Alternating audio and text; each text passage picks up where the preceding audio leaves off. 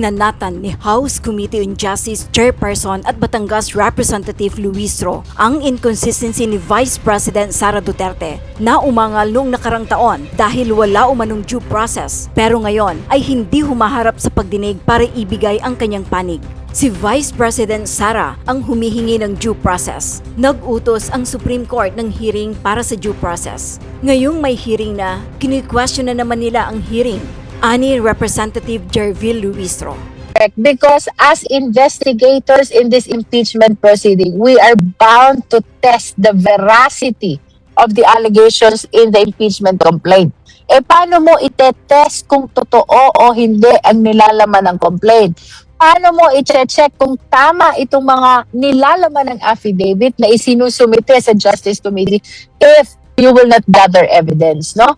And that gathering of evidence is acknowledged, recognized in the rules of impeachment. As a matter of fact, it is expressly pronounced under Section 7 of the rules of impeachment, which provides for the compulsory process of the Justice Committee by way of issuing subpoena duces tecum, that is for documents, and subpoena ad testificandum, that is to compel the attendance of witnesses. No, so yes, it is allowed because we are investigators, so long as it is germane to the allegations in the complaint.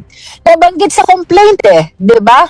Relevant to sa complaint on the basis of the actions which are being taken by the justice members in the Justice Committee.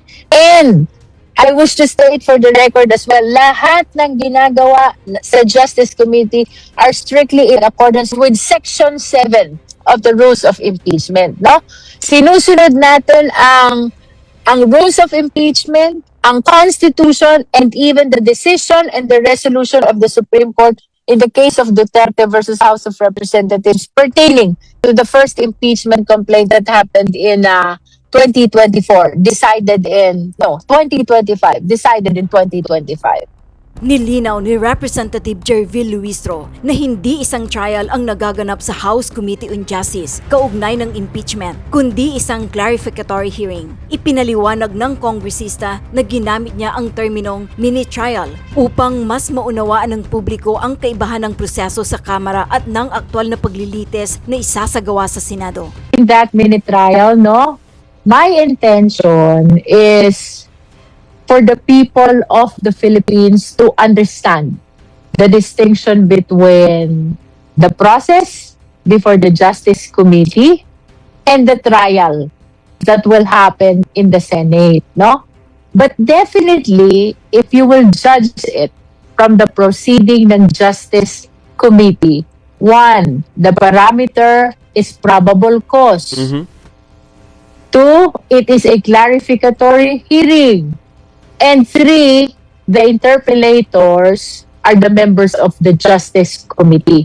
All of this are akin to a preliminary investigation. Alam mo, pag in-explain ko to, Doris and Alvin, during interviews like this, sabay kong binabanggit yung preliminary investigation, mini-trial, because of my sincere effort to make it understood by the ordinary Filipino people, no? Pero ang sabi nga, we do not judge it by the label, we do not judge it by the nomenclature, we do not judge it by the name. You judge it by the actions of the Justice Committee in this hearing proper. And this is not a trial, no? This is a clarificatory hearing. Samantala, grupo ng abogado ni VP Sara Duterte nagsampa ng petition for certiorari and prohibition with prayer for a TRO and or writ of preliminary injunction sa Korte Suprema. Ang grupo ng mga abogado laban sa House Committee on Justice hinggil sa umuusad na impeachment proceedings kay Vice President Sara Duterte. Sinabi ng grupo na naghain sila ng petisyon bilang taxpayers at Filipino citizens at hindi bilang bahagi ng legal team ng Vice Presidente.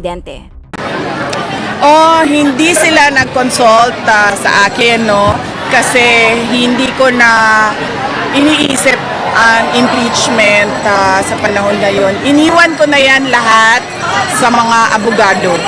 At syempre, nagpapasalamat ako sa mga lawyers, independent lawyers na hindi kasama sa defense team na nag-iisip pa rin na ipaglaban ang ating saligang batas at kontrahin ang pag-abuso ng proseso ng impeachment. Para naman kay House Senior Deputy Minority Leader at mamamayang Liberal Party List Representative Laila de Lima, ang paghahain ng petisyon sa Korte Suprema laban sa impeachment proceedings ng House Committee on Justice ay pagpapakita ng desperado na si Vice President Sara Duterte na makaiwas sa pananagutan. Ayon kay mamamayang Liberal Party List Representative Laila de Lima, may pa-bloodbath pang sinasabi noon. Sa simpleng committee hearing nga ay takot na takot ngayon. Matatanda ang kamakailan lang ng igiit ni VP Sara na mas nanaisin raw niya na matuloy ang kanyang nakabimbing impeachment trial na sana raw ay mas magdugo ito. Sinabihan ko na rin talaga sila, mga abogado niya. I truly want a trial because I want a bloodbath talaga. Anang pangalawang pangulo. Sinabihan ko rin talaga sila, really, I truly want a trial because I want a bloodbath talaga. Good afternoon, everyone. So, we have concluded on our initial hearing. And let us be reminded that this hearing, clarificatory hearing, is intended for the determination of probable cause, not for the purpose of determining the guilt or innocence of the respondent, no? So for today, we acted on the motion for the issuance of subpoenas. Medyo madami yon. We are issuing subpoena to the Ombudsman with respect to the SALN, and then the COA with respect to the documents on confidential fund, and the BIR also with respect to income tax returns, and the SEC with respect to the general information sheet and audited financial statement of certain business establishments of the respondent, as mentioned kanina ni Congressman Ridon during the raising of his motion, no? We also acted in favor of the request for protective custody of witness Ramil Madriaga. We are also issuing subpoena ad testificandum to certain witnesses named by Congresswoman De Lima, no? Among those witnesses, of course, is Ramil Madriaga. So we expect to hear his testimony on our next hearing that will be on April 14. Now, about the letter of the Respondents' Council, the use of mini-trial, the term mini-trial, is only to help the public distinguish the proceeding before the Justice Committee vis-a-vis the trial which will happen in the Senate. No? Definitely, this impeachment proceeding before the Justice Committee, particularly the hearing proper, is tantamount to a preliminary investigation. And therefore, there will be clarificatory hearing as distinguished from a trial that is for the purpose of determining the existence or non-existence of probable cause. If you try to imagine, kung walang clarificatory hearing, how are we going to decide on the existence of probable cause? We should remember that in the decision of the Supreme Court, Duterte versus House of Representatives, we were repeatedly reminded to go over the evidence, to weigh the same, and to make sure even that the House members or the Justice members understand and know the evidence that supports the allegation of offenses and allegation of grounds, no? So in response to the letter of the Respondents' Council, I reiterate that what is happening before the Justice Committee is not a trial. We are very much aware that trial will happen only in the Senate, and that is very clear as well in the Constitution. What is happening before the Justice Committee is a preliminary investigation where there is clarificatory hearing to aid the justice members in the determination of the existence of probable cause. There's actually a big difference between the proceeding in the Senate and the proceeding before the Justice Committee. Remember, our parameter here is probable cause only, which simply means a justification to be able to proceed to trial. Doon sa trial, which happens in the Senate, what they determine is the guilt or the innocence of the respondent. Ultimately, the proceeding before the Justice Committee must be judged not on the basis of the label, not on the basis of the terminology, not on the basis of the nomenclature. It should be judged on the entirety of the proceeding that is happening before the Justice Committee. We maintain the position. This is not a trial. This is a clarificatory hearing akin to a preliminary investigation. For purposes of our opening statement, that would be all. Hi, ma'am. Good afternoon po. Well, you've already clarified about the mini trial. At a press conference po this afternoon, the camp of Vice President Sara Duterte insists that the House intends to conduct a trial. That's why isa po yun sa mga binabanggit nila kaya hindi po sila a-attend. And at the same time, they still question the constitutionality of the overall proceedings. So, having said that, do you still expect the Vice President to attend one of the hearings or sa mga susunod pa po, considering their position? Well, it's hard really to preempt what will be the mindset or the position of the Vice President on the subsequent hearings.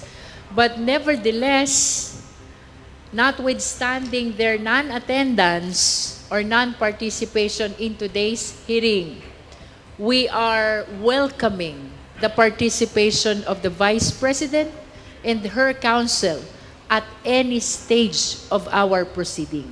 As a matter of fact, ito yung matagal nang hinihintay ng taong bayan.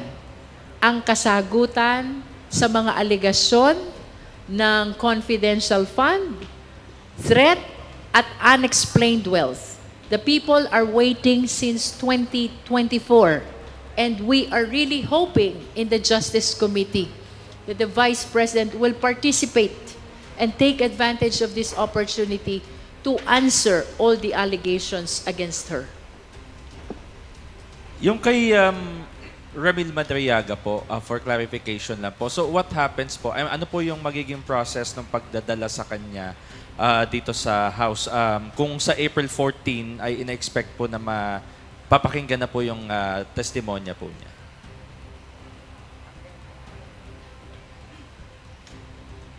Pagka naman po talagang ipapatawag na si Ramil Madriaga, we will have to coordinate with the court and with the BJMP. No? Kasi syempre, sila po yung meron talagang jurisdiction over Mr. Madriaga. No? So, pagka meron na pong hearing date, yung pong pag-appear ni April 14, no?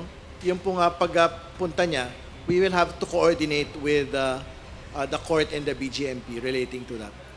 In addition to that, in line with our order to issue the subpoena ad testificandum to Ramil Madriaga, as well as subpoena duces tecum with regards to his original affidavit, We have directed the Office of the Sergeant at Arms of the House of Representatives, as well as the Office of the Legislative Security, likewise of the House of Representatives, to coordinate with the BJMP and the court to make sure that all measures in line with his protective custody will be observed when he attends the hearing this coming April 14, 2026. Okay, last question na lang po.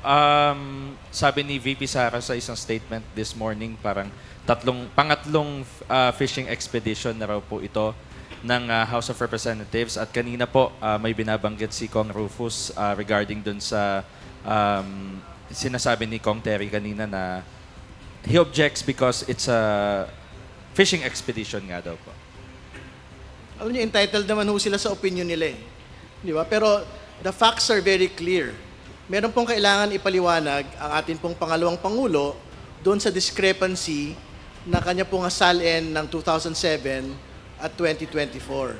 Yung pong wealth gap between yung cumulative salary ng 30 to 50 million at yung pong 88 million net worth niya in 2024.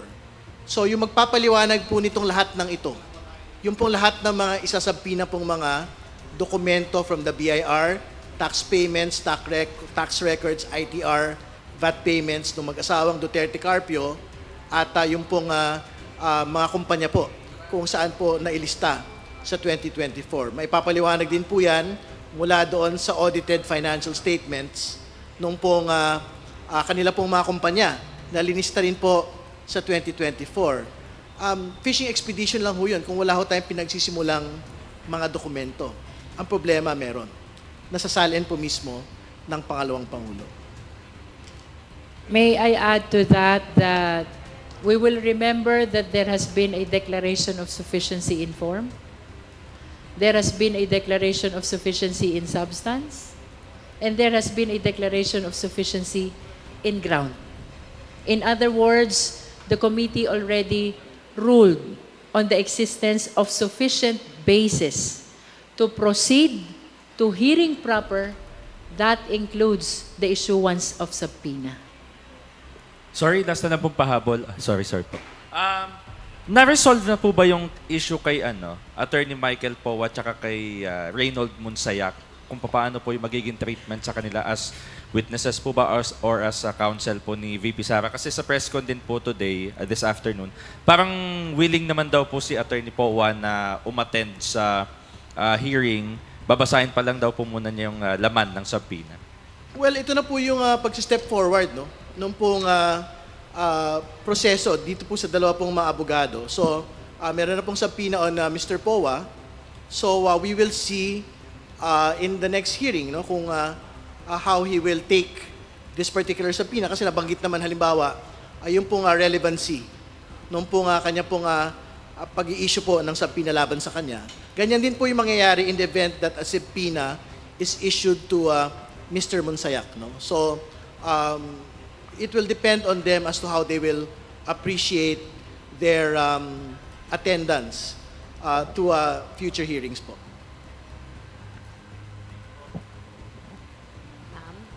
Sorry. Sir, Kong Raydon, kasi kanina po, I think nag-manifest din si Vice Chair Keith Flores regarding nga po doon sa pinunan niya yung years during na Vice Mayor pa si VP Sara, papasabi na yung mga documents like BIR at ITR, mga GIS, yung mga GIS. Gayon hindi naman po siya impeachable offense kasi officer during that time.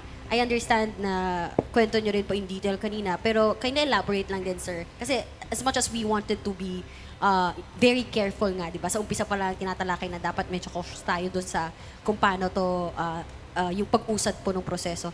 Pero sir, hindi ba, yun nga, na-consider din na baka nga matira ulit sa Supreme Court na titignan yung mga taon na hindi naman po impeachable officer ang VP dito sa mga dokumentong to? Well, clear ho yung relevancy ng mga taon from 2007 to 2024, no? Kasi doon ho yung pagkakumpara at paghambing noon po nga paglaki po ng yaman.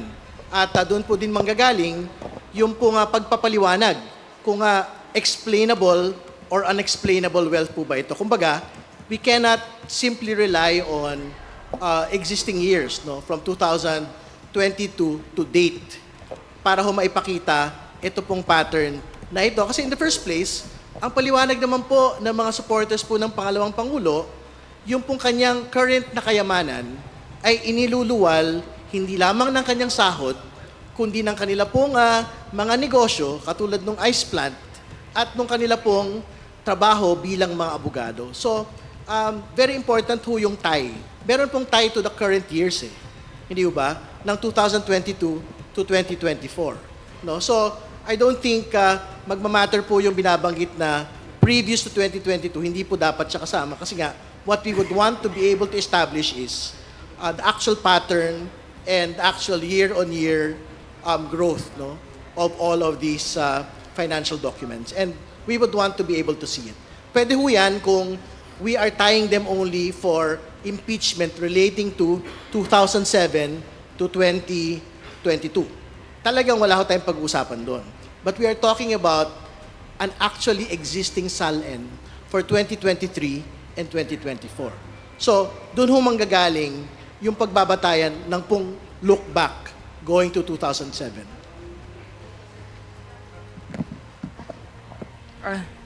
Good afternoon po.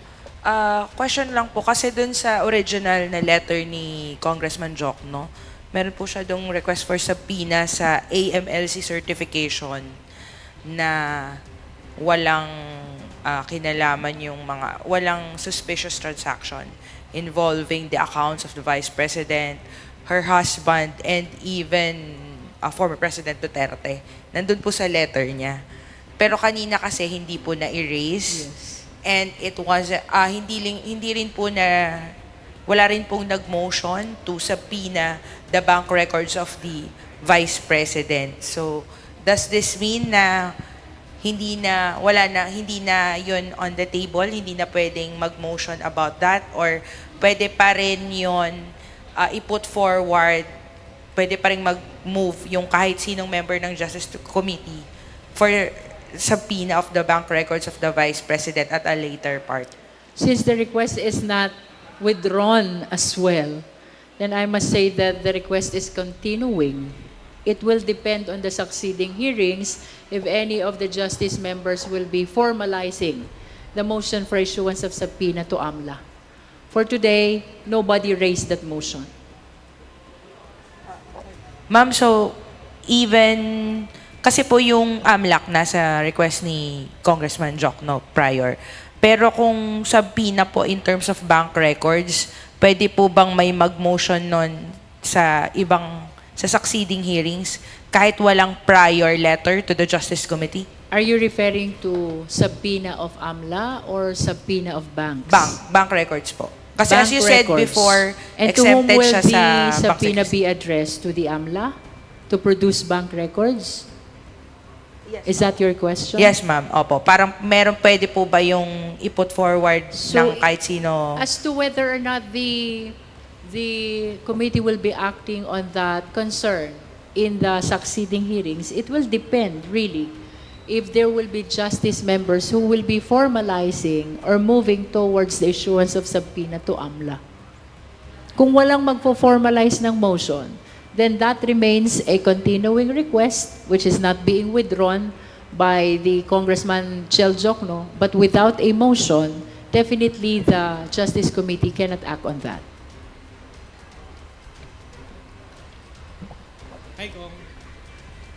Hi Gong, good afternoon. Tingin po ba ng komite, sapat na po yung pag-request ng additional protection, security for Madriaga as opposed to the House taking full custody? Because if I remember po, that was the original request na yung House na po yung sumailalim na si Madriaga sa ilalim ng kustodiya ng House. I don't know if indeed the members requested that the custody be transferred to the House of Representatives. But I remember during the last hearing, prior to this representation was corrected by Congressman Chel Jokno because indeed the motion is not for the transfer of custody to the House, but it is a motion for protective custody, which can pertain to some or more measures towards protecting the safety of witness Ramil Madriaga. Kanina, we witnessed Congressman Chel Jokno enumerate the details of his request. So what I recall, ang sabi niya dyan, i-augment ang security with NBI security personnel. Second, to ensure the safety of his transport in attending hearings before the Justice Committee. And the third is to make sure that secured yung kanyang detention place while this hearing is ongoing. So these are the three specific concerns of Congressman Chel Jokno, which he requested to be addressed. He moved to be addressed in his motion for protective custody, and which, as you witnessed, the Justice Committee acted on favorably. What do you think po, Congresswoman? Is it sufficient for now, or are we not ruling out the possibility na yung House ay si Madriaga sasailalim na lang fully in the future sa kustodiya ng The House? committee can actually act depending on the motions which are being raised. And since no one raised the motion for transfer of custody, wala tayong tinalakay na ganyan. As to sufficiency, I think naman reasonably sufficient yung mga ni-request ni Congressman Jokno about making sure that protective custody is provided to witness Ramil Madriaga.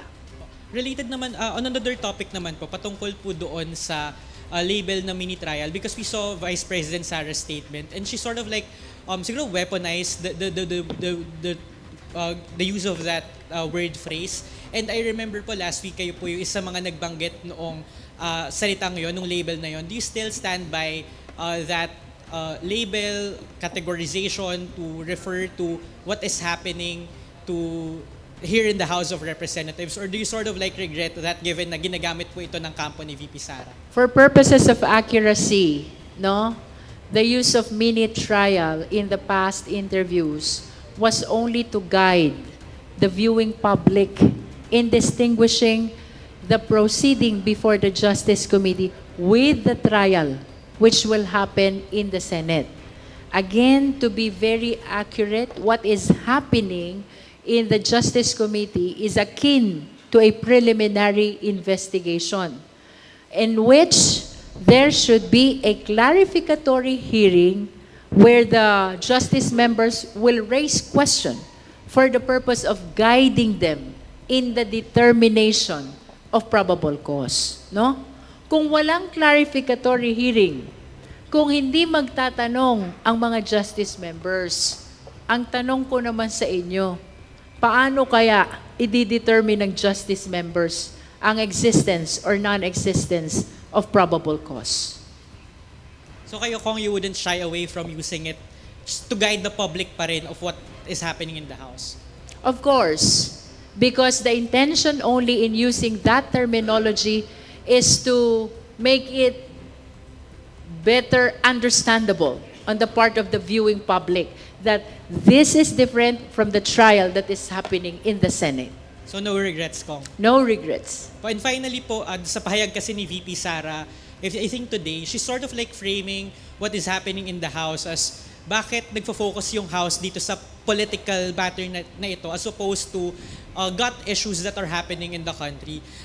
Can the House Justice Committee lang po siguro articulate further why this impeachment proceeding is important despite yung nararanasan ng mga publiko, mga gut issues na kinakaharap nila? Well, una sa lahat, hindi lang naman na gut issues yung mahalaga eh. Katulad ng sinabi nung ilang mga senador nung nagdaan pong impeachment, hindi lang naman ho pagkain, kalusugan at ang mahalaga sa taong bayan. Mahalaga rin po yung pananagutan, mahalaga rin po yung katarungan. Nakakain ba yun? Hindi. Pero mahalaga sa tao yun. Hindi ba? At hindi rin ho totoo. Katulad ng binanggit ho ng atin pong chair kanina, na wala hong focus doon sa krisis ang Kongreso. Yung pong passage po ng excise taxes removal, suspension, nagawa po ito ng Kongreso within the span of 2 weeks. No? At for the signing of the President na po ito. At the same time, na tumatakbo po yung accountability mechanisms ng House Justice Committee na ipagsabay po ito sa economic relief measures po ng Kongreso sa kabuuan.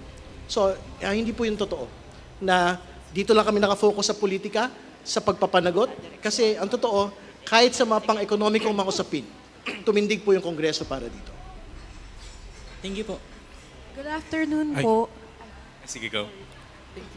Nabanggit niyo po kanina na expected po yung testimony ni Ramil Madriaga sa April 14. Ano pa po ba yung inaasahan po natin dun sa next na hearing? Lahat po ba nung pinasasapi na po itatakil natin din? Well, since we have issued the subpoena already, we will see if we can accommodate all their testimonies and presentation of documents, then we will do that. Hello po, good afternoon. Isaiah from Abante and Billionario. Ma'am, question lang regarding with the statement of the Vice President na sinasabi nila na hindi na raw nila pagtutuunan ng pansin ang House of Representatives dahil parang sigurado naman nang may impeach siya dito kaya sa Senate na raw sila haharap. So is it parang a sign before us na madaliin na to, magbotohan na sa plenaryo? Kasi parang we're not expecting for the Vice President naman na pumunta na dito. Well, una sa lahat, hindi ko alam doon sa listahan ng mga pahayag ng pangalawang Pangulo na sinabi niya yan. Hindi ko walang ganon. Nakita ko yung statement kanina, ang sinasabi lang niya, dapat ibasura ng House Justice Committee ito pong impeachment complaint laban sa kanya. Wala siyang sinabi patungkol doon sa specific wording na binabanggit po ninyo. Pero again, ang gagawin po ng committee na ito, we will fulfill our constitutional mandate para ho dinggin ito pong mga ebidensya at magkaroon po ng committee report and to go to the plenary and vote on the impeachment. No? So I think that is the process that we will undertake, no? And given all of the schedules that we have today. Also, sir, just regards with Congressman Rufus kanina, I mean, as he is a member of the committee and sa lahat ng motion, halos siya lang po yung mga tumututol. Are we expecting for him to do that na tutulan yung ibang mga motions natin? I think you have to ask it to him. No? I mean, I don't speak for Congressman Rodriguez. No? So he has his own mind, he has his own view of the world. No? So we respect him. So I think how he will deal with it in the next hearing, so siya ho yung makakapagpasya. Okay, thank you, sir. Good afternoon po, Eden Santos from Net25. Nakonsulta po ba ng mga congressmen na miyembro ng House Committee on Justice yung inyong mga constituent kung talagang gusto po nilang ma-impeach si VP Sara since sa bawat lumalabas pong trust ratings, mga survey, ay nananatili pong mataas ang trust ratings ni VP Sara? Well, for my part, yes. I am from Batangas. And my constituents support this impeachment process. Well, sa bahagi po, syempre, yung consultative mechanisms naman no, merong tumututol, meron din pong hindi tumututol no, dito po sa impeachment proceedings po na ito. Pero balikan ho natin yung Pulse Asia Survey on distrust against the Vice President. Ang pinakamataas pong porsyento ron, ang nakalagay ho doon, corruption allegations against the Vice President. So, Tico, yun ang pinaghuhugutan nung pong mga constituencies po na sumusuporta ho dito sa impeachment. I think they would want to see some closure on the matter of confidential funds, unexplained wealth, and the death threat against the President. Another question po. Bakit po hindi inaalaw or may limitations po yung participation ng mga legal counsel ni Vice President Sara Duterte dito sa mini trial or clarificatory hearing para mas makatulong po na ma-determine yung probable cause kung maririnig din po yung side ng mga ng kampo ni VP Sara through her lawyers po. If we allow that to happen, then that will be a trial. But since this is a preliminary investigation, as stated during the hearing this morning, the participation of their lawyer is limited to the assistance, which will be given during the hearing, submission of memorandum, pleadings, and other documents, and propounding of questions through the chairperson of the Justice Committee. No? Ulitin natin yon. If we allow the raising of questions to the lawyers, not just of the respondent, but even of the complainant, then that will be tantamount to hearing. Because that is one thing that distinguishes a trial from the clarificatory hearing, no? And since this is akin to a preliminary investigation only, the questions actually must come from the prosecutors, who in this case are the justice members. But nevertheless, in pursuit of due process, we allowed this morning the lawyers of the respondent and the lawyers of the other parties to propound questions. However, they will be coursed through the presiding officer. Medyo ano lang po para sana mas makatulong na mas mabilis ninyong ma-determine yung probable cause sa pamagitan po ng presentation of evidence, facts ng complainant at saka nung respondent. Well, let us be reminded that clarificatory hearing for the purpose of determining probable cause is entirely different from the trial which will happen in the Senate, no?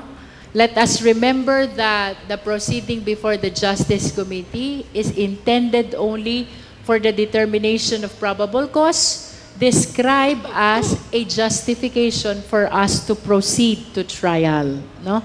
So come May po, meron na tayong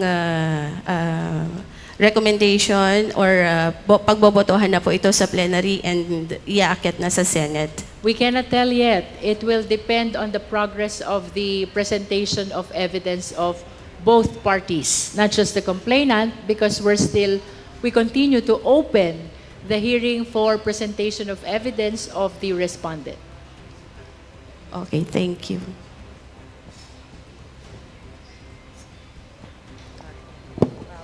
Ma'am, for the, pahabol lang. For the record, ma'am, kasi parang dun sa letter ni Vice President sa committee, ang pinaka-argument niya, wala yung jurisdiction yung committee. Kasi nga, the committee daw intends to hold trial. For the record lang po, the committee has jurisdiction. And parang can you elaborate why the committee has jurisdiction on this particular proceeding? Thank you. Definitely, the Committee on Justice has jurisdiction over these impeachment complaints. This is not a trial. The use of mini-trial is only to guide the public in distinguishing the proceeding before the Justice Committee with the trial which will happen in the Senate. And to further distinguish the same, let us remember that this clarificatory hearing is intended only to guide the justice members in the determination of probable cause. Unlike in the trial before the Senate, the objective is to determine the guilt or the innocence of the respondent. Thank you, ma'am.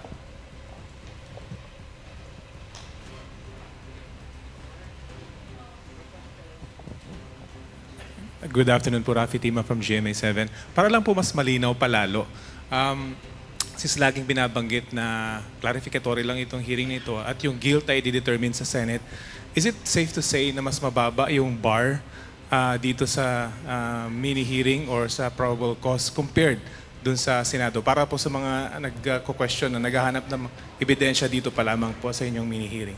That is correct, no? Dito sa clarificatory hearing before the Justice Committee, probable cause ang pinag-uusapan. Although I stated in my opening statement that this is different from the probable cause as defined in the criminal prosecution. To simplify, by probable cause in impeachment proceedings, it is the justification for us to be able to proceed to trial, no? Doon sa trial, of course, the amount of evidence would be higher because we will be determining already the guilt or the innocence of the respondent. But in both cases, it will be the conscience vote of the justice members for the purpose of clarificatory hearing and of the senators for the purpose of the impeachment trial. Mga kabunyog kahapon ay nag-file ng petition sa Korte Suprema itong mga pro-Duterte na lawyers. Kahapon yan, mga kabunyog. Sino ba ang nag-file ng petition at anong klaseng petition yon? Okay? Actually, ang nag-file ng petition, hindi yung mga abogado ni Sara. Yung mga abogado talaga kasi ni Sara, yung defense team niya, yan yung grupo ng Fortune Narbasa. 16 yung lawyers ni Sara, hindi naman yun yung nag-file. Ang nag-file ng petition kahapon, sila Torion, sila Vic Rodriguez, sila Lambino, sila Jimmy Bundok, yung mga DDS na lawyers, yung mga pro-Duterting lawyers na lagi nating nakikitang wala nang ginawa, kundi lagi na lang nagpa-file ng petition sa Korte Suprema. Si Torion, yung abogado ni Kibuloy, si Israelito Torion, sila yung nag-file kahapon. Ano ba yung final nila? Ang tawag doon, mga kabunyog, petition. Bakit petition? Pinipetisyon nila sa Korte Suprema, ang tawag doon, petition for certiorari. Kapag sinabing petition for certiorari, kini-question mo yung constitutionality, legality, validity ng ginawa ng Justice Committee. So, actually, yung petition ay nakadirect, syempre, sa Kamara. Nakadirect sa Kamara. Ang kini-question nila dito ng mga abogado ng DDS, si Torion, si Vic Rodriguez, Jimmy Bundok, si Delgra, ang kini-question nila dito, Kamara. Kaya lang, particularly, nakadirect ang kanilang petition, ang respondents o nila dito, nirereklamo sa Korte Suprema ay yung Justice Committee, yung pinapangunahan ni Congresswoman Beatrix Luistro. Ngayon, ano yung petition for certiorari? Ang certiorari kasi, kini-question nila dyan, wala daw jurisdiction ang Committee on Justice. Unconstitutional na daw ang ginagawa nito. Bakit daw unconstitutional? Bakit daw walang jurisdiction? Kasi, nag-a-abuse na daw ito ng discretion. Grave abuse of discretion. Dahil inaabuso na daw nito, sobrang inaabuso na daw nito ang discretion, yung grave abuse of discretion, kaya wala na tong jurisdiction. Yan yung kanilang petition for certiorari. Ano ba yung sinasabi nilang abuso? Ay yung sinasabi nila na nagkakandak na daw ng trial, pagkatapos bias daw, double standards daw, tapos fishing expedition na daw yung ginagawa. Yan yung kanilang mga sinasabi. Kaya dahil daw dito, may grave abuse of discretion na. Dahil may grave abuse of discretion, wala nang jurisdiction ito. Constitutional na. Yan yung tinatawag na petition for certiorari. Pero yung petition nila for certiorari, mayroong prayer for TRO. Ibig sabihin ng prayer for TRO, yung pangmatagalan, gusto nila ideklarang unconstitutional yung ginagawa ng Justice Committee. Pangmatagalan yon. Pero sa immediate, gusto nilang ipatigil. Temporary restraining order. Kumbaga, kasi may sunod na hearing sa April 14 Ang gusto nila, yung sunod na hearing, wag na yang ituloy. I-restrain. Ipatigil na ng Korte Suprema yung hearing ng Justice Committee. Yan yung inaano nila, mga kabunyog, mga kababayan. So ngayon, nag-release ng statement si Congresswoman Laila de Lima, si Congresswoman Beatrix Luistro, si Congressman Joel Chua. Nag-react sila dyan sa ginawa na yan ng kampo ni Sara. Binanata nila. Kung ano yung banat ni Laila, banat ni Luistro, banat ni Chua, yan. I-discuss ko sa inyo, mga kabunyog. I-discuss ko sa inyo yan. Una muna, yung banat muna ni Laila de Lima. Ano yung naging banat ni Laila de Lima? Si Laila de Lima, nung malaman na nag-file pumunta na naman sa Korte Suprema itong mga abogadong ni Duterte, sila Torion, Vic Rodriguez, Delgral, Lambino, saka si Jimmy Bundok. Anong reaksyon ni Laila de Lima? Sabi ni Congresswoman Laila de Lima, ano ba talaga to? Akala ko ba ang hinahanap ni Sara bloodbath? Akala ko ba, sabi ni Laila de Lima, di ba noon may mga pasalit pa si si Sara Duterte. Kasi noon, di ba? Noon, last year, sabi ni Sara Duterte, kung gusto nyo ng bloodbath, bibigyan ko kayo ng bloodbath. Gusto nyo talaga ng ano? Ha? Gusto nyo talaga ng laban? Ha? Parang gano ang sabi ni Sara nung nakaraan, nung nagsimula yung impeachment niya. Bloodbath? O sige, bibigyan ko kayo ng bloodbath. Ibig sabihin, talagang ano, ha? Labanan na tayo. O sige, lalabanan ko kayo. Hindi ko kayo aatrasan. Bloodbath. Ano ang reaksyon ngayon ni Congresswoman Leila de Lima? May pa-bloodbath pang sinasabi noon. Sa simpleng committee hearing nga, takot na ngayon. Kaya kumbaga, ang reaksyon ni Congresswoman Leila de Lima, akala ko ba bloodbath? Ay di dapat sana kung bloodbath, mayroong complainants laban kay Sara. Tapos pinipresent na ngayon yung mga ebidensya laban sa kanya, testigo laban sa kanya. Si Sara Duterte naman, dapat riniribat niya na yan. Riniribat niya na. Mali yan, hindi totoo yan, kasi nungalingan yan, kasi ganito. Yan yung bloodbath. Yan. Kaya sabi ni Congresswoman Leila de Lima, alam ko ba bloodbath? Bakit wala naman tayong nakikitang bloodbath? May pa-bloodbath pa, wala naman pala. Hindi, sa totoo lang. Alam nyo, kahit ang taong bayan, gusto naman talagang makita ng taong bayan, ito yung mga aligasyon kay Sara. Ito yung mga akusasyon sa kanya. Panuorin din kaya natin. Ano kayang paliwanag ng Vice Presidente dyan? Yun. Kaya nung nagsabi noon si Sara na bloodbath, gusto nyo ng bloodbath, bibigyan ko kayo ng bloodbath. Maghintay lang kayo. Gusto ko rin talagang sagutin na yung mga issue na yan. Sobra na kayo. Di ba? Kaya, nung nagsabi si Sara na bloodbath, nai-excite na yung taong bayan. Maganda yan. Maganda yan. Ngayon, anong nangyayari? Walang bloodbath. Anong nangyayaring bloodbath? Tumatakas ka. Ayaw mo na nga eh. Gusto na nga nilang pigilan na yung Justice Committee. Kaya nga sila nag-a-apply ng TRO. Ang ibig sabihin ng TRO, Temporary Restraining Order. Ayaw nilang matuloy yung hearing sa April 14. Kasi ipe-present doon si Madriaga, ipe-present yung COA, ipe-present yung mga ebidensya, yung mga testigo. Hindi pa nga yan trial ha, ano pa lang yan, parang pahapyaw lang, preliminaries lang. Gusto lang makita ng Justice Committee, ano bang mga ebidensyang nandyan? Sino-sino ba mga testigo yan? Sige nga, i-present nyo nga para makita natin kung may probable cause. Hindi pa yan trial talaga, kasi yung trial sa Senado eh. Pero dun pa lang, ayaw na nila. Gusto nila i-TRO ng Korte Suprema. Yun yung kanilang final kahapon sa Korte Suprema. Hinihiling nila sa Korte Suprema, TRO daw. Mag-issue daw ang Korte Suprema ng Temporary Restraining Order. Pigilan ang Kamara. Huwag niyong ituloy ang na yan. Justice Committee, inuorderan kayo. Huwag niyong ituloy yung hearing ninyo sa April 14. Itigil niyo naman yan. Unconstitutional na yung ginagawa. Pero nang gusto nilang mangyari. Kaya sabi ni Congresswoman Leila de Lima, akala ko ba bloodbath? Akala ko ba bloodbath? Nasaan yan? Kaya, ang tindi ng komentaryo ni Leila de Lima, pa-bloodbath na kayo. Si Leila de Lima, may karapatang magsabi niyan.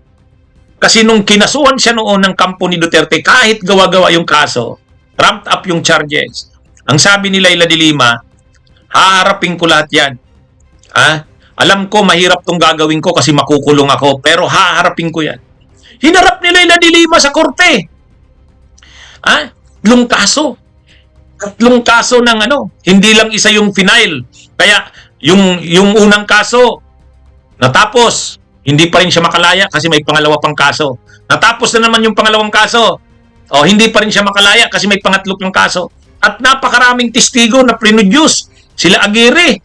Lahat na halos ng kriminal na nandun sa high-profile inmates doon sa Bilibid, ginamit laban kay Leila de Lima. Di ba? Pero tinalo lahat ni Leila de Lima yon. Yun ang totoong bloodbath. Bakit? Hindi niya inatrasan eh. Di ba? Hindi niya inatrasan. Yan yung bloodbath. Kaya si Leila de Lima, pag sabi niya ngayon, pa-bloodbath pa kayo. Pa-bloodbath pa si Sara, hindi makaribat. Yan, maganda yan, Harbor 2236 eh. Tama, no? Bloodbath ninyo. Ha?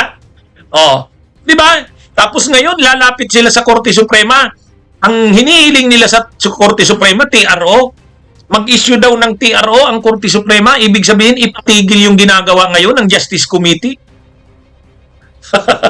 'Di ba? Kabunyog mga kababayan. Yan yung ano, sana maunawaan natin dito na kung si Sara ay hindi talaga guilty diyan, ayaw niya talagang niya, walang problema yan, haharapin niya yan. Oh, okay. Ire-rebat niya yan. Oh, pagdating dun sa Kamara, natalo siya. Okay lang yan. Sa Senado tayo maglaban. Oh, di ganun. Oh, ganun sana dapat. Yun ang totoong laban. Ang mamamayang Pilipino, gusto rin sanang makita yung sagot ni Sara eh. Kaya lang wala. Mga kabunyog, mga kababayan, ang ginawa ng kampo ni Sara, lumapit na naman sa Korte Suprema, nagpapakampi na naman doon. Nagpapakampi na naman. Akala ko ba bloodbath? O, ba't wala? Kumuha pa siya ng 16 lawyers, ha? 16 na lawyers. Ha? Mga ano pa yan? Abogado di Campanilla, Fortune, Narbasa. Tapos yun naman pala. Sasabihin mo lang, unconstitutional. Walang jurisdiction. Ganun ba yun? Ha? Oh, anyway, mga kabunyog, mga kababayan, ano? Si Joel Chua naman. Si Joel Chua. Anong sabi ni Congressman Joel Chua? Nung malaman ni Congressman Joel Chua na lumapit na sa Korte Suprema yung mga abogadong Duterte, sila Torion, sila Jimmy Bundok, Martin Delgra, nabalitaan na ni Congressman Joel Chua. Si Congressman Joel Chua actually, katulong yan ni Congresswoman Beatrix Listro diyan sa ano na yan. Diyan sa impeachment na yan. Itong si Congressman Joel Chua, ang reaksyon niya nung nalaman niya, lumapit na naman sa Korte Suprema. Sabi ni Congressman Joel Chua, ano ba 'yan? Ano na ba 'to? Wala nang katapusan 'yan. Lumapit na naman sa Korte Suprema. Akala ko ba lalaban ng lalaban dito sa anong to. Kaya sabi ni Congressman Joel Chua, wala nang katapusan yung ano na yan. Ano ba talaga ang gusto nila? Sabi ni Congressman Joel Chua. Ay, di ba sabi nila noon, gusto nila makapag-present sila ng kanilang panig. Ito, binibigyan na sila. Binibigyan na sila ng side nila. Tapos ngayon, wala na naman. Hindi na maintindihan, sabi ni Congressman Joel Chua, hindi na maintindihan itong kampo ni Sara Duterte. Kumbaga, nalilito na daw ang taong bayan, sabi ni Congressman Joel Chua. Noong unang impeachment, nung last year, lumapit na din sa Korte Suprema yung kampo ni Sara. Ang argumento nila doon, hindi daw binigyan ng due process. Yan yung una. Ngayon, na nabigyan na ng due process, binibigyan na ng due process, mga kabunyog, mga kababayan, lumapit na naman sa Korte Suprema, ang sasabihin na naman, unconstitutional daw tong ginagawa na to. Kaya, ang pinaka-reaksyon ngayon ni ang pinaka-reaksyon ni Congressman Joel Chua, ano ba talaga? Ano ba talagang gusto nyo mangyari? Gusto nyo ng due process? Binigyan ng due process? Ngayon na naman, mali daw yung ginagawa. Kaya, ito mga kabunyog, mga kababayan? Medyo, itong, si Congressman Joel Chua kasi, congressman yan ng Manila. Ngayon, nung last year, siya ang chairman ng Committee on Good Government and Public Accountability. Kaya yung committee niya, yung nag-imbestiga noon, nung mga korupsyon ni Sara, yung confidential funds. Kaya nga, nung matuklasan nila yung mga korupsyon ni Sara, kaagad-agad, sila, dinala yung impeachment sa Senado.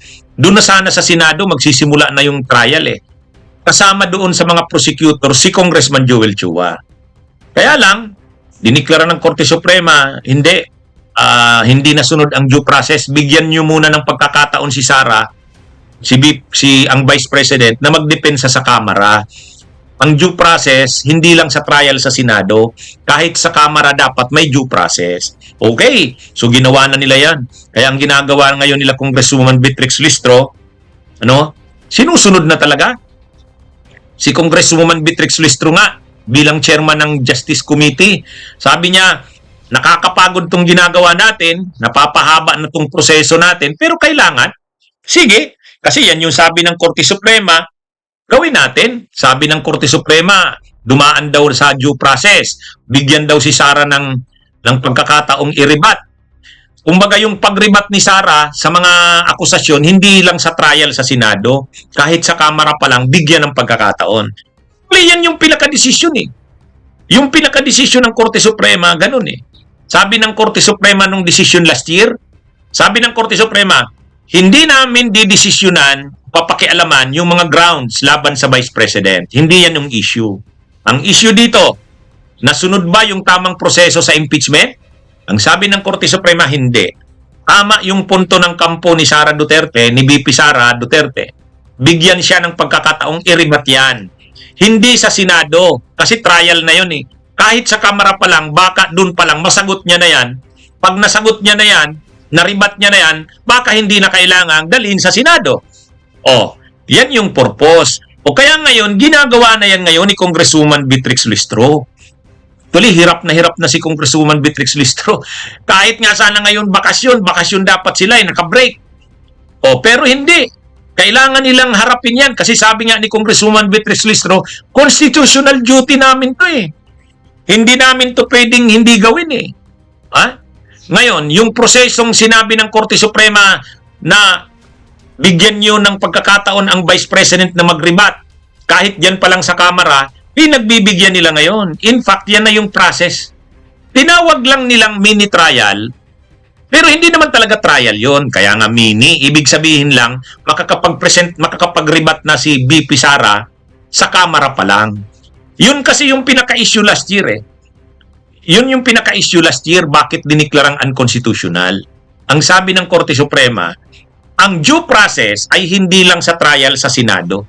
Kahit sa Kamara pa lang, kung saan sinisimulan pa lang ang impeachment, bigyan na ng pagkakataon si VP Sara na mag-rebat. Kasi baka naman, mayroon naman talaga siyang mga matitibay na argumento, dun pa lang sa Kamara, makapag-decide na ang mga kongresistang wag nang ituloy ang impeachment. Yan na ngayon yung ginagawa. Kaya lang, habang ginagawa na ngayon, yung sinabi ng Korte Suprema, sabi ni Joel Chua, Congressman Joel Chua, bakit ano ba talaga? Umihiling kayo ng due process, binibigyan ng due process, lumapit na naman kayo sa Korte Suprema. Ganon din yung sinasabi ni Congresswoman Beatrix Listro. Ay sabi ni Listro, duty nila bilang Justice Committee ang harapin ang impeachment na to. Hindi nila to pwedeng hindi gawin.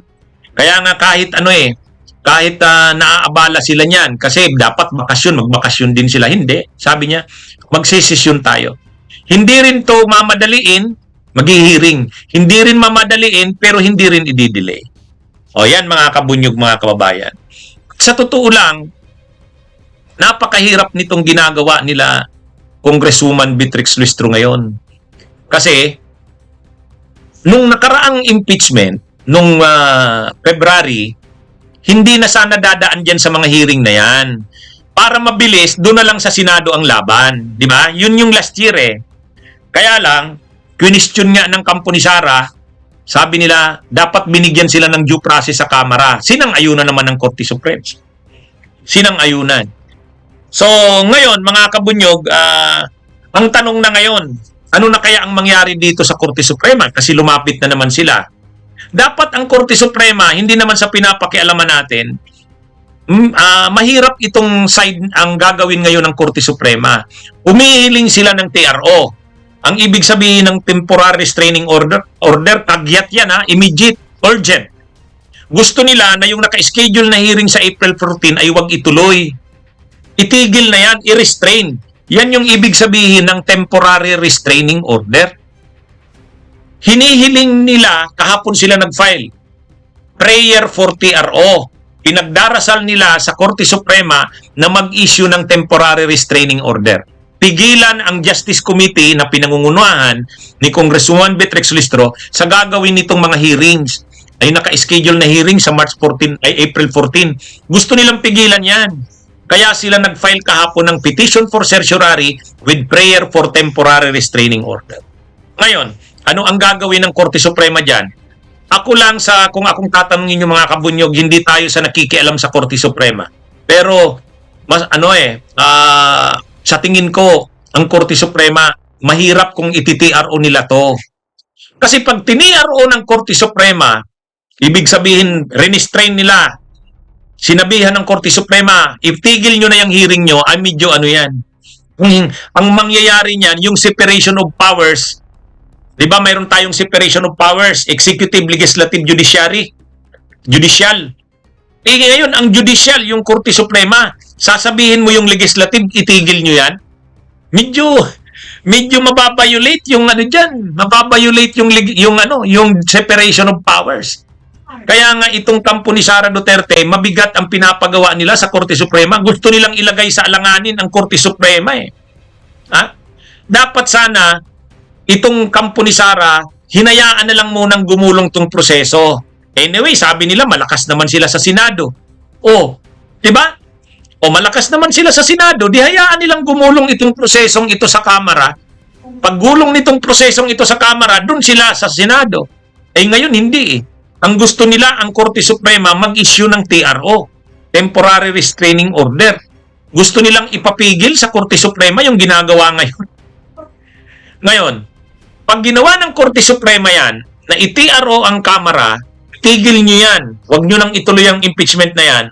Hindi maganda sa ating sistema ng demokrasya. Hindi maganda. Bakit? Ano bang nakalagay sa ating konstitusyon?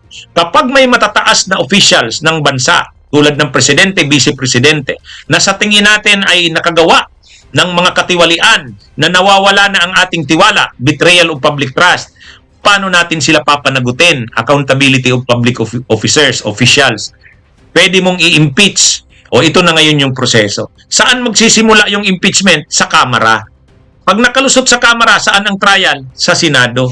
Yan yung nakalagay sa ating proseso sa pagpapanagot. Ngayon, paano kung hindi ka kumbinsido sa ginawa ng Kongreso, pwede kang lumapit sa Korte Suprema. Pero ang Korte Suprema, hindi siya makikialam dyan kung walang grave abuse of discretion. Grave abuse of discretion.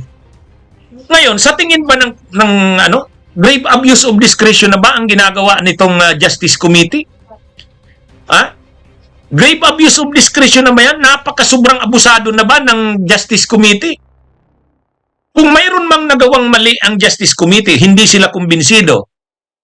Normal yan, hindi naman perpekto ang ating mga komite.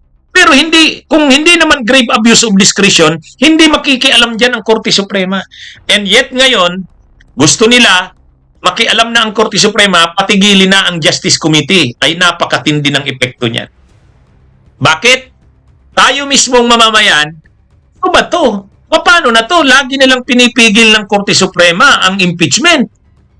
Saan pa tayo ngayon magpapanagot ng mga opisyal ng bayan kung ang Korte Suprema, bawat na lang galaw sa impeachment, pinapatigil nito?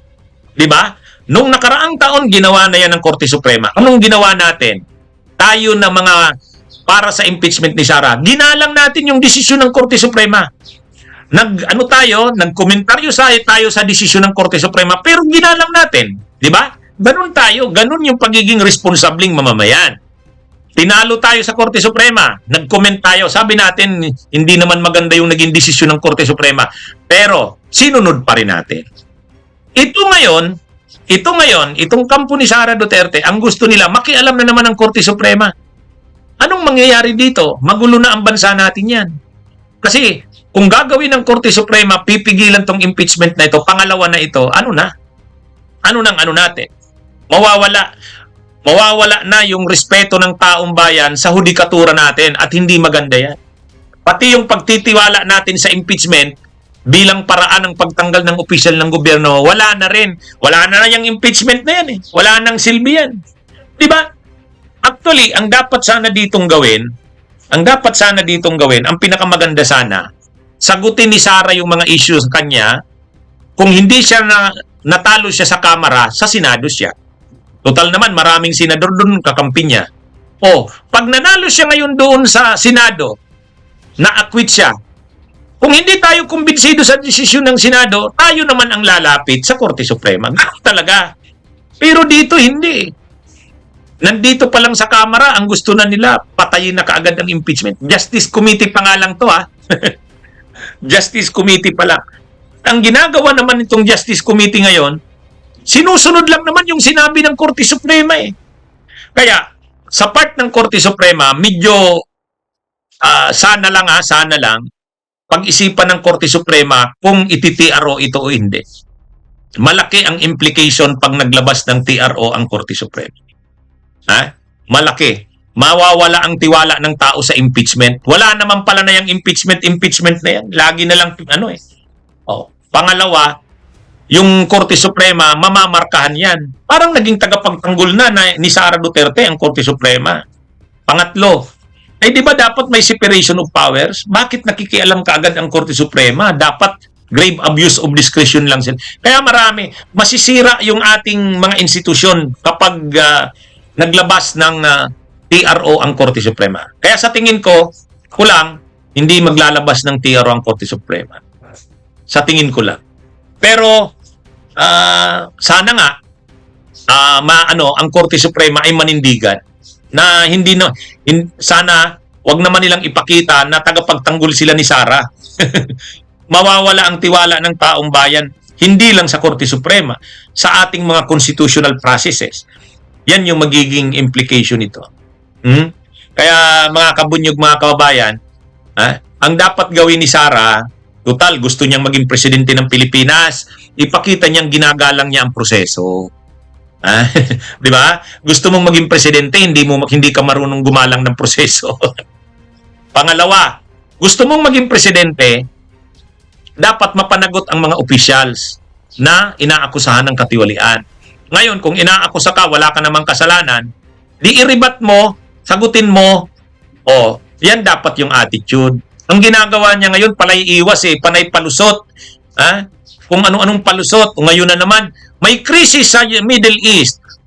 May krisis tayo. Itigil yung impeachment. Naiisip nyo pa yung impeachment samantalang may krisis. Sus naman. Pwede namang magsabayan Pwede namang magsabayan. Yan yon. Magiging presidente ka ng Pilipinas, gusto mong maging presidente, and yet hindi ka marunong kumilala sa proseso. Gusto mong maging presidente, and yet hindi ka marunong sa pagpapanagot sa mga opisyal ng bayan. Dapat kung gusto mong magpresidente, ngayon na under attack ka, inaakusahan ka, harapin mo, sasabihin mo, nag-declare na ako na gusto kong maging presidente ng Pilipinas, ipapakita ko sa sambayan ng Pilipino, wala akong ginagawang katiwalian, haharapin ko to. Di ba? Tapos si Madriaga, harapin niya. Kasinungalingan niyang sinasabi ni Mr. Madriaga, hindi totoo yan. Ang galing. Total, abogado naman siya di ba? Si Sara Duterte. Kaya lang ang nangyayari dito, iwas si Sara Duterte. Akala ko matapang. Pag matapang ka, harapin mo. Di ba? Dito, iwas ng iwas. Tapos yung mga abogado niya palusot pa ng palusot. Tapos ngayon na naman, lalapit na naman sa Korte Suprema. Wala ito mga kabunyong. Wala ito. Sana yung Korte Suprema wag magpagamit sa ganitong sana naman. Ako naman, nandyan naman yung tiwala ko na ang Korte Suprema magdi-decide yan. At sana makita ng Korte Suprema na sobra na itong lagi na lang linalapitan sila. Ang daming trabaho ng Korte Suprema, tapos ngayon lalapitan na naman nagugulo na sila niya. Okay, mga kabunyog, mga kababayan, magandang araw sa inyong lahat. Mag-subscribe at i-click ang notification bell para sa mga susunod na video updates. Maraming salamat po.